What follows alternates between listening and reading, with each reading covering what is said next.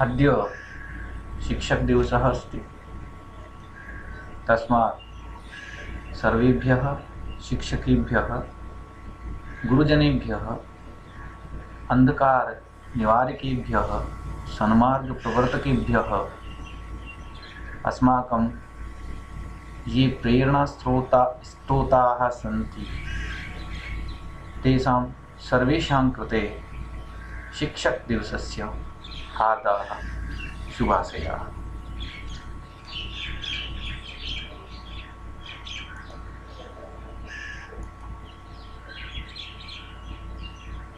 आज शिक्षक दिवस है, इसलिए शिक्षक दिवस की सभी को हार्दिक शुभकामनाएं। इस शिक्षक दिवस पर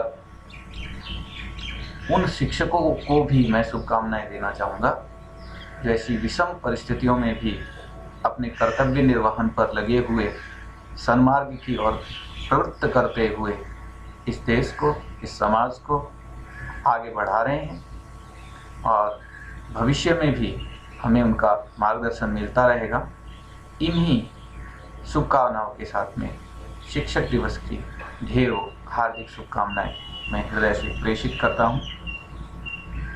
विद्यार्थियों, जैसा कि आप सबको पता है कि आज शिक्षकों के लिए भी विशेष दिन है और विद्यार्थियों के लिए भी अपने शिक्षकों का सम्मान करने के लिए विशेष दिन होता है। इस महामारी के कारण से सभी अपने अपने स्थान पर ही अपने गुरुजनों के प्रति श्रद्धा व्यक्त करते हैं। उसी क्रम में हमें भी अपने कर्तव्य का निर्वहन उन गुरुओं की भांति करना ही चाहिए। आज अध्ययन की कड़ी में हम आगे बढ़ते हैं। हमारे इस वीडियो में इंद्र विजय में नामधेय प्रसंग पर जो चर्चा चल रही थी, उस नामधेय प्रसंग के संदर्भ में ही भारत नामकरण के विषय में 4 मत थे। उन 4 मतों में से पहला मत पौराणिक मत था, जिसमें हमने पुराण के बारे में पढ़ा, पुराणों में भारत का नाम भारत कैसे पड़ा, इस विषय में विचार हुआ। उसके बाद में पौराणिक द्वितीय मत हमने पढ़ा। पौराणिक द्वितीय मत के अंतर्गत भी पुराणों को जो दूसरे लोग हैं वो किस तरह से भरत के नाम से भारत का नामकरण करते हैं। उसके बाद हमने वैदिक मत पढ़े, तीसरे नंबर वैदिक मत। इस वैदिक मत में भी हमने देखा कि वेदों में भारत का नाम भारत कैसे पड़ा, अर्थात वेदों में भरत किसे कहा गया है, इस विषय में हमने अनुसंधान किया, पढ़ा। अब हम आगे बढ़ते हैं और हमारा आज का वीडियो का टॉपिक है लोक मत अथवा लौकिक मत। इस मत के अनुसार हम अध्ययन करेंगे कि भारत का नाम भारत यह लौकिक मत में किस प्रकार से प्रचलित है अथवा लोक में भारत का नाम भारत हुआ यह कैसे प्रचलित है। आइए विद्यार्थियों, हम आगे बढ़ते हैं।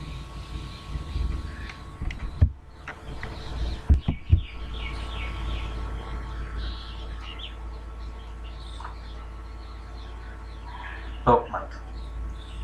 भूमौ क्षत्रियाग्निः सस्यं भरते नरस्य देहेऽपि अग्निर्विश्वजनानां भरणप्रवणां मतिं दत्ति। भूमौ क्षत्रियाग्निः सस्यं भरते नरस्य देहेऽपि अग्निर्विश्वजनानां भरणप्रवणां मतिं दत्ति। क्षेत्रीय अग्नि जो खेत की अग्नि है, वो खेत की अग्नि भूमौ पृथ्वी पर और नरस्य देहे भी और मनुष्य के शरीर में भी, देह में भी सस्यम भरते, सस्यम भरते धान्य को भरता है, धान्य से परिपूर्ण करता है। जो क्षेत्रीय अग्नि है वह इस पृथ्वी को भी धान्य से परिपूर्ण करता है और हमारा जो उदर है, जो मनुष्य की देह है, इसमें जो आवश्यक है उस धान्य को भी, उस अन्न को भी, उस अन्न से हमारे शरीर को पूर्ण करता है। अग्नि विश्वजनानां भरण प्रवणाम मतिं दत्ते। जो ये अग्नि है, यह अग्नि विश्वजनानां यानी सभी मानवों के भरण प्रवणाम मतिं दत्ते, पोषण करने के स्वभाव को धारण करता है। अर्थात अग्नि का स्वभाव क्या है पोषण करना। ये क्षेत्रीय अग्नि जो है ये इस मनुष्य के देह में और पृथ्वी में सस्य को, मनुष्य की देह को और पृथ्वी को सस्य से परिपूर्ण करने वाली है। और जो अग्नि का स्वभाव है वो संसार के सभी प्राणियों की भरण प्रवणाम मतिम दत्ते, पालन पोषण करने के स्वभाव को धारण करने वाला है। इसलिए अग्नि क्या है? भरण पोषण करने वाला कहलाया गया है। क्योंकि अगर जो पृथ्वी में अग्नि नहीं होगी तो धान्य उत्पन्न नहीं होगा, अन्न उत्पन्न नहीं होगा, और शरीर में यदि अग्नि नहीं होगी तो जो भोजन है उस भोजन का पाचन नहीं हो पाएगा। इसलिए मनुष्य के शरीर का पालन पोषण करना किसका काम है? अग्नि का काम है। तो यहाँ पर लौकिक मत में ये प्रमाणित करने का प्रयास किया गया है कि अग्नि की उत्पत्ति भरण पोषण करने वाला अग्नि है, अतः इसको भरत मानना चाहिए। खेत की अग्नि में कृषि संपत्ति को एवं मानव देह में पाचन शक्ति को स्थापित करने वाला है। इस प्रकार वह मानव मात्र के पोषण संबंधी स्वभाव को भी धारण करता है। दूसरे शब्दों में हम कह सकते हैं कि अन्न की उत्पत्ति जल वायु के संयोग से अन्न को गर्मी प्रदान करती है। इसका प्रमाण विज्ञान में भी देखा जा सकता है कि जब धान को अंकुरित करते हैं तो उससे गर्मी प्राप्त होती है और अन्न अंकुरित होता है। क्योंकि यह अग्नि ही उत्पत्ति एवं भरण का कारक है, अतः इसी को भरत मानना चाहिए। दूसरे शब्दों में कह सकते हैं यदि हमें किसी बीज को अंकुरित करना है तो उसके लिए प्रकाश की आवश्यकता होगी। बिना प्रकाश के वो अन्न है वह अंकुरित नहीं होगा। बिना प्रकाश के, बिना सनलाइट के आप यदि अन्न को अंकुरित करना चाहो, बिना रोशनी के यदि अंकुरित करना चाहो तो वो संभव नहीं है। इसलिए जो अग्नि है उस अग्नि के बिना अन्न की उत्पत्ति नहीं है। इसलिए अग्नि क्या है? भरण पोषण करने वाला है। ये लौकिक मत है। दातारो न अभिवर्धनताम वेदा संसति रेवचे श्रद्धा च नो मा व्यगमद बहुदेयम च नो अस्तिति। दातारो नो अभिवर्धनताम वेदा संसति रेवच श्रद्धा च नो मा व्यगमद बहुदेयम च नोत्पत्ति नो अस्तिति। न दातारः वेदा संतति एवं च अभिवर्धनताम। न यानी हमारे, दातारः यानी दान कर्म, वेदा यानी वेद ज्ञान, संतति और जो हमारी संतति है वो अभिवर्धनताम वृद्धि को प्राप्त हो। हमारे जो दान कर्म है वो वृद्धि को प्राप्त हो, हमारे वेद हैं वो वृद्धि को प्राप्त हो, वेदों का ज्ञान है वो सभी में बटे, संतति है वो वृद्धि को प्राप्त हो, अच्छी संतति की प्राप्ति हो, ये सब वृद्धि को प्राप्त हो। चय और न श्रद्धा माँ व्यगतम, और हमारी जो श्रद्धा है वो कभी नष्ट नहीं हो। हमारे सभी के प्रति हमारा श्रद्धा भाव बना रहे कि श्रद्धावान लभते ज्ञानम। जिसके पास श्रद्धा है उसी को ज्ञान की प्राप्ति होती है, जिसके पास श्रद्धा नहीं है उसको क्या ज्ञान की प्राप्ति होती है? न च बहुदेयम अस्तु, और हमें अत्यंत देने योग्य धन प्राप्त हो, अर्थात हमारे पास में ऐसा धन हो जिसको हम किसी को दान करें। हमारे पास में ऐसा धन हो जो दूसरे को सुख प्रदान करने वाला हो। हमारे पास, दूसरे शब्दों में हम कह सकते हैं कि हमारे पास में 2 नंबर का पैसा नहीं, मेहनत का कमाया हुआ धन हो जिसको दूसरे को दान करके हमें खुशी हो सके, जिससे दूसरे को आनंद की अनुभूति हो सके, जिससे दूसरों के कष्ट दूर हो सके। तो हमारे जो दान युक्त कर्म है वो बढ़े, ज्ञान बढ़े, वेद बढ़े, संतति पुत्र इत्यादि निरंतर वृद्धि को प्राप्त करें, हमारी श्रद्धा कभी भी नष्ट नहीं हो और हम बहुत अधिक देने योग्य धन को प्राप्त करें ताकि हम ज़्यादा से ज़्यादा दान कर सकें। अन्नम च नो बहु भवेद अतिथिश्च लभेमहि याचिताराश्च न सन्तु माँ च याचिस्म कंचन। बहुत अच्छी बात है। अन्नम च नो बहु भवेद अतिथिश्च लभेमहि याचिताराश्च न सन्तु माँ च याचिस्म कंचन। कि न च अन्नम बहु भवेद, और हमारे लिए अन्न उत्पन्न हो, बहुत अधिक मात्रा में अन्न उत्पन्न हो, क्योंकि बहुत अधिक मात्रा में अन्न उत्पन्न होगा तो सब लोग भरे पेट सो पाएंगे, नहीं तो कुछ गरीब लोग होते हैं जो भूखे पेट बिजनेस सोना पड़ता है। तो ऐसी स्थिति नहीं आए कि भूखों को अथवा कुछ लोगों को भूखे पेट सोना पड़े। तो हमारे लिए अन्न बहुत मात्रा में उत्पन्न हो, और जब हमारे पास में अन्न बहुत मात्रा में उत्पन्न हो, अतिथि च लभेमहि, और हमें अतिथियों की प्राप्ति हो, हमारे घर पर अतिथि आए। क्यों? क्योंकि अतिथि ईश्वर का रूप होता है। तो अतिथि हमारे घर पर आए। याचितारा न च न संतु, और कोई भी याचक नहीं हो, सबके पास में इतनी समृद्धि हो कि कोई किसी के पास में याचना नहीं करे। और माँ च कंचन याचिस्म, और हम किसी से याचना नहीं करें। कोई याचक नहीं हो और ना हम किसी से याचना करें। साई इतना दीजिए जामे कुटुंब समाए, मैं भी भूखा ना रहूं, साधु न भूखा जाए। इतना दीजिए जिससे ना कोई भूखा रहे, ना मैं भूखा रहूं, ना कोई दूसरा भूखा रहे। हम बहुत सारे अतिथियों को प्राप्त करें, हम किसी से याचना नहीं करें। ईश्वर हमें इतना प्रदान करे। एता आशीष एषाम् अपेक्षिता भारतीयानां व्यवहारे मंतव्या नीतिरयं भारतस्य, कि एता आशीष एषाम् अपेक्षिता भारतीयानां व्यवहारे मंतव्या नीतिरयं भारतस्य, यह भारत की नीति है। एषां भारतीयानां एता आशीषा अपेक्षिता, एषां भारतीयानां, इन भारतीयों के लिए, जो भारतीय जन है, इन भारतीयों को एता आशीषा अपेक्षिता, इन आशीर्वाद की अपेक्षा रहती है। कैसे आशीर्वाद की अपेक्षा रहती है? कि साईं इतना दीजिए, हे ईश्वर मुझे इतना दीजिए, जामे कुटुंब समाए, जो ये हमारा पृथ्वी रूपी कुटुंब है, जो वसुदैव कुटुंबकम है, जिसमें ये वसुदैव कुटुंबकम में जो इस कुटुंब में जो रहने वाले लोग हैं, वो साईं इतना दीजिए जामे कुटुंब समाए, मैं भी भूखा ना रहूं, साधु न भूखा जाए, इतना हमको बस चाहिए। ऐसी आशीष रहता है, ऐसा भारतीय लोगों के लिए ऐसे आशीर्वाद की अपेक्षा रहती है ईश्वर से। अस्य भारतस्य व्यवहारे इयं नीति मंतव्या, इन भारतीयों के व्यवहार में इस नीति को मानना चाहिए।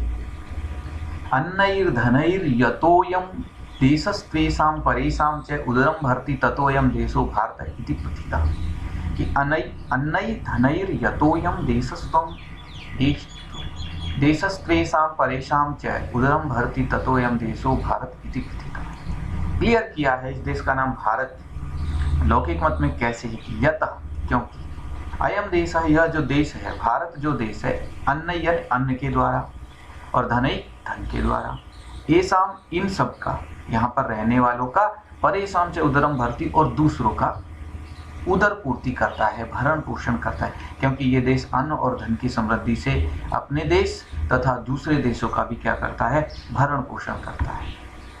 ततः वहीं से, ऐसा होने के कारण से अयम देश है भारत इति प्रतीत है, वहीं से इस देश को भारत कहा जाने लगा, क्योंकि ये सबका भरण पोषण करने वाला देश। पहले भी हमारा देश सोने की चिड़िया कहलाता था। आज भी हमारे यहाँ पर अन्न धन किसी की कमी नहीं है।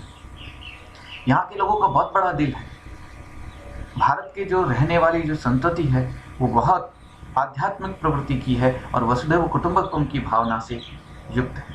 उनके लिए पूरा विश्व घर है, वो सभी की भलाई करना चाहते हैं, वो मानव मात्र की सेवा में विश्वास करने वाले हैं।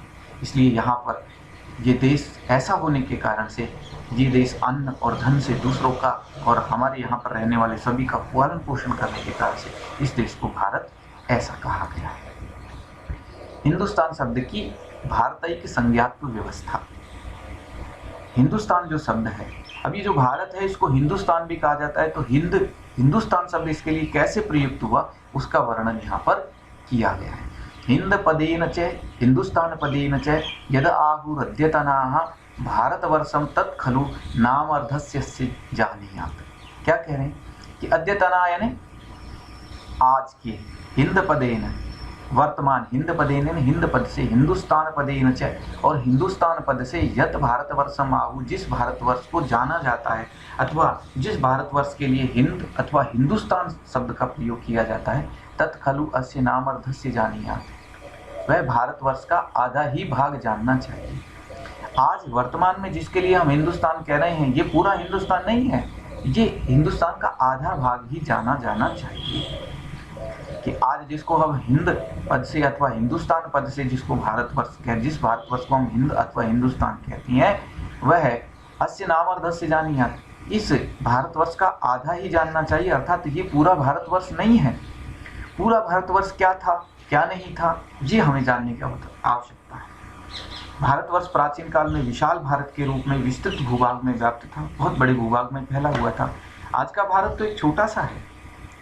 प्राचीन काल में सिंधु नदी हिंदुस्तान और पारस्तान विभाजक रेखा के रूप में थी, पारस्तान और हिंदुस्तान के जो पार वाला स्थान था उसे पारस्तान कहा जाता था और इधर वाला स्थान था वो हिंदुस्तान कहलाता था। तो बीच में नदी थी, सिंधु नदी थी, क्योंकि ईरान, फारमोस, फारस, अफगानिस्तान आदि सभी भारत के पश्चिमी हिस्से थे। ये सभी विशाल भारत के अंग थे। सिंधु नदी का पूर्वी भाग हिंदुस्तान अथवा सिंधुस्तान कहलाता था, जबकि पश्चिमी भाग पारस्तान कहलाता था। अतः यदि संपूर्ण भारतवर्ष के लिए हिंदुस्तान शब्द का प्रयोग करते हैं तो वह उचित नहीं है, क्योंकि यह भारत का आधा ही भाग है जो सिंधु नदी के पूर्व भाग में बसा हुआ क्षेत्र था। सिंधु नदोऽयं यद्दिशि तद्दिशं भारतस्य पूर्व्यं सिन्धुस्थानपदेन व्यजहुः सिन्धुर्पश्चिमगा। कि यत दिशि अयम सिंधु नदः, सिंधु नदी जिस दिशा में है, तत् भारतस्य पूर्वम दिश्यम, वह भारत की पूर्व दिशा है। कि सिंधु नदी जिस दिशा में है वह भारत की पूर्व दिशा है। सिंधु पश्चिमगाः सिंधुस्थान पदेन व्यवज्रुः। कि सिंधु नदी के पश्चिम में निवास करने वालों के द्वारा जो ये भाग है इसको सिंधुस्थान कहा जाता था। अपि पारसीक जाते रस्ति दशातीर नाम के ग्रंथे पौरस्त्य भारतार्थम हिंद पदम सर्वतः पूर्व। पारसीक जाते दशातीर नाम के ग्रंथे अपि पौरस्त्य भारतार्थम सर्वतः पूर्वम हिंद पदम अस्ति। पारसीक जाते यानी पारसियों के दशातीर नाम के ग्रंथे, दशातीर इस नाम के ग्रंथ में भी पौरस्त्य भारतार्थम सर्वतः पूर्वी भारत के लिए सबसे पहले पूर्वम सबसे पहले हिंद पदम अस्ति, हिंद पद का प्रयोग मिलता है। अर्थात पारसियों का एक दशातीर नाम का ग्रंथ है, उस ग्रंथ में सबसे पहले पूर्वी भारत के लिए हिंद पद का, हिंद शब्द का प्रयोग मिलता है। अर्थात सिंधु नदी के पूर्व में निवास करने वाले भारतीयों के लिए हिंद शब्द का प्रयोग सर्वप्रथम पारस जाति के महान ग्रंथ दशातीर में बताया गया है। वहां पर कहा है कि वैव हिंद वागजस्ते, अर्थात वह व्यास नाम का विद्वान पुनः हिंदुस्तान अर्थात सिंधु नदी के पूर्वी भाग में चला गया। इससे यह देखा जा सकता है कि पारस पश्चिम भारत था और हिंदुस्तान पूर्वी भारत था। आगे बढ़ते हैं कि जरथुस्त्र यदायम अस्त्यस्मिन् पंचषष्टितमं तत्र व्यासो हिंदुस्तानादागतः उदीरितो भक्त्या। कि यत जरथुस्तस्य षष्ठितमं पंचषष्टितमं आयतमस्ति, जो जरथुस्त की 65वीं आयत है, तत्र हिंदुस्तानात् आगतः व्यासः भक्त्या उदीरितः। वहाँ पर हिंदुस्तान से आए हुए व्यास का नाम है वह आदर पूर्वक लिया गया है। जो जरथुस्त की 65वीं आयत है, उस आयत में हिंदुस्तान से आए हुए जो व्यास जी है, वेदव्यास है, उनका नाम जो है वह आदर पूर्वक लिया गया है। कैसे कि व्यासो नाम ब्राह्मणो आयतो हिंद देशात् यः तत्सदृशो धीमान नहीं कश्चिन नास्ति तस्यार्थ। उस आयत का क्या अर्थ है कि यह व्यास नाम ब्राह्मण, जो व्यास नाम का ब्राह्मण हिंद देशात् आया था, हिंद देश से आया था, तत्सदृश कश्चित धीमान न अस्ति इति तस्यार्थ है कि उसके समान कोई दूसरा बुद्धिमान नहीं है। उस आयत का यह अर्थ है। अर्थात जो व्यास नामक ब्राह्मण हिंद देश से आया हुआ है उसके समान कोई दूसरा बुद्धिमान नहीं है, उस आयत का यह अभिप्राय। अपिच और भी त्रिषष्टितमं आयतम उक्तम पुनस्तत्र व्यास मुने वाल्मीकि गमनम गस्तास्त नृप समये। आगे उन्होंने कहा है अपिच और भी त्रिषष्टितमे आयते और 63वीं आयत में पुनः उत्तम वापस कहा गया है कि गस्तास्प नृप समये, गस्तास्प राजा के समय में व्यास मुने है वाल्मीकि गमनम, कि जो व्यास मुनि है उनका वाल्मीकि प्रदेश में गमन हुआ था। ऐसा गस्तास्प राजा के समय में जो त्रिषष्ठी जरथुस्त्र की 163वीं त्रिषष्टिशतमे आयत, जो 163वीं आयत है, उस 163वीं आयत में कहा गया है। अर्थात हम कह सकते हैं जो और जरथुस्त्र की जो 163वीं आयत है उसमें पुनः कहा गया है कि गस्तास्प नृप के समय में व्यास मुनि का वाल्लीक प्रदेश में गमन हुआ था। क्यों हुआ था? सप्रत्य भाव विषय व्यासात संविदितुमेव गस्तास्पः जरथुस्तम आजुहाव स धर्माचार्यम स्वदेशस्थम।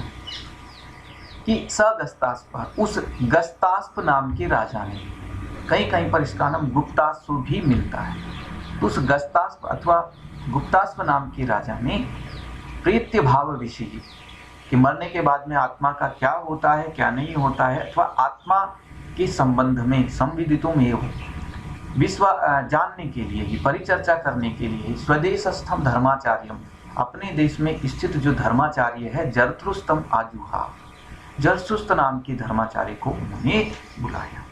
अर्थात गस्तास्प जो है वह गस्तास्प व्यास से आत्मभाव के विषय में जानना चाहते थे, इसलिए उन्हें जरथुस्त के माध्यम से धर्माचार्य जरथुस्त को उन्होंने बुलवाया था। किससे परिचर्चा के लिए? व्यास से परिचर्चा के लिए, आत्मा के विषय ज्ञान की चर्चा के लिए। ईराने गुप्तास्प अपभ्रंश गस्तास्प क्षितिपः आसीत स व्यासात् पुनर्जन्मनि स्व संदेहम निराचक्रे। कि ईरान में गुप्तास्व अपभ्रंश गस्तास्प क्षितिपः आसीत, गुप्तास्व अपभ्रंश जिसका नाम है, ऐसा गस्तास्प नाम का कोई राजा था। स व्यासात्, उसने व्यास से पुनर्जन्मनि स्व संदेहम निराचक्रे, पुनर्जन्म के विषय में अपने संदेह को उन्होंने व्यास मुनि से दूर किया। अर्थात व्यक्ति का मरने के बाद में पुनर्जन्म होता है अथवा नहीं होता है, इस विषय में उन्होंने व्यास जी से जाना और जो उनके मन में संदेह था उस संदेह को उन्होंने दूर किया। गुप्तास्प अपभ्रंशो गस्तास्प क्षितिपः ईराने व्यासास्य पुनर्जन्म स्वसंदेहम स्वम निराचक्रे। ये गस्तास्पसु प्रस्तस्तद व्यवहारानुसारतो व्यासः हिंदुस्तानबीजं विज्ञापयामास आत्मा। अब ये कह रहे हैं कि व्यास ने गस्तास्पेन तु पृष्ठः, गस्तास्प के द्वारा पूछे जाने पर तद व्यवहार अनुसार है, उनके व्यवहार के अनुसार ही आत्मानम यानी अपने आप को हिंदुस्तान अभिजनम विज्ञापयामास, हिंदुस्तान का निवासी बताया। गस्तास्प के द्वारा पूछे जाने पर उनके व्यवहार के अनुसार ही जो हमारे व्यास जी हैं उन्होंने अपने आप को हिंदुस्तान का बताया। तो स्वयं को हिंदुस्तान का निवासी बताने की बात कहकर के यहाँ पर यह स्पष्ट किया है कि यद्यपि ईरान आदि देश सभी विशाल भारत के अंग थे, परंतु सिंधु नदी उनकी विभाजक रेखा होने के कारण पार भाग अर्थात पश्चिमी पारस्थान और पूर्व भाग हिंदुस्तान अथवा हिंदुस्तान कहलाता था। तो इसलिए वहाँ पर व्यास ने अपने आप को ऐसा कहा कि मैं हिंदुस्तान से आया हुआ हूँ, ऐसा उन्होंने परिचय दिया। तो विद्यार्थियों, आज इंद्र विजय की भारत परिचय में नामधेय प्रसंग यहीं पर समाप्त होता है। आप लोगों को ये समझ में आया होगा। इसके बाद में अगले वीडियो आए उससे पहले मैं आपको सूचना दूंगा कि आपका एक टेस्ट लिया जाना है, क्योंकि हमारा इंद्र विजय की जो पुस्तक है वो यहीं पर पूर्ण होती है। उस टेस्ट के बारे में मैं आपको अगले वीडियो में जानकारी दूंगा। तब तक के लिए आप वीडियो से पढ़ करके और टेस्ट की तैयारी कर लें। सभी को बहुत बहुत धन्यवाद।